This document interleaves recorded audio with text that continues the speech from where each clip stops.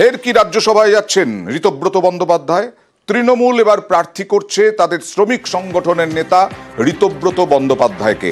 আজকে তৃণমূলের x handle, সেখানে রাজ্যসভার প্রার্থী যে ঋতব্রত বন্দ্যোপাধ্যায় হচ্ছেন সেই ঘোষণা করা হয়, নাম ঘোষণা হয়। কথা বলবো প্রতিনিধি আবিরের সঙ্গে।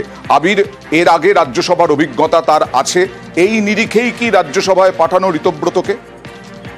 প্রথমত দুটো কারণ। এক হচ্ছে তিনি সংগঠনের কাজে যথেষ্ট সময় দেন এবং সাংগঠনিক দিক থেকে যারা কাজ করছেন তাদেরকেই সামনের সারিতে নিয়ে আসতে চাইছে তৃণমূল, তাই তাকে রাজ্যসভায় পাঠানো।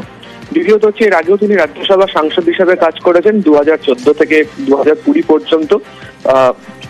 রাজ্যসভা পরিচালনা বা রাজ্যসভায় কি ভূমিকা পালন করতে সেটা সম্পর্কে তিনি অবহিত।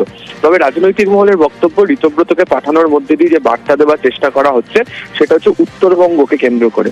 যদি দেখতে পাওয়া যায় যে 2019-এর লোকসভা এবং 2024-এর লোকসভাতে বা তারও 2021-এর বিধানসভা, 2024-এর লোকসভাতে বেশ কিছু জায়গা, বিশেষত চা বলয়, সেখানে হচ্ছে ফলের হেরফের হয়েছে এবং সদ্য মাদারিহাট তৃণমূল কংগ্রেস জিতে নিয়েছে। এবং এর কারণ হিসেবে তৃণমূল মনে করছে যে চা বাগানে শ্রমিক সংগঠনের কাজের যে ভূমিকা সেখানে পড়ে থাকা, এবং 2026-এর বিধানসভা নির্বাচনের আগে তৃণমূল মনে করছে সেটা তাদেরকে কাজে লাগাতে পারে।